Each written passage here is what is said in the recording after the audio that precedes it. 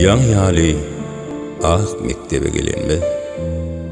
Salam berip ilk ädimler ädip, gülüşüp degişip geçipdir ay gün 11 ýyl ýaşlygym ucundan gedip.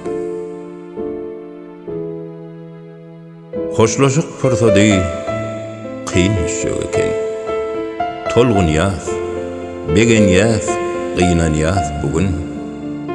Maksady okkunly arzular bilen ak ýollarda yollaş bolsun ak gün. Watany wepaly ogul gyýylardan bugün ýene-de bir usurum teçýär.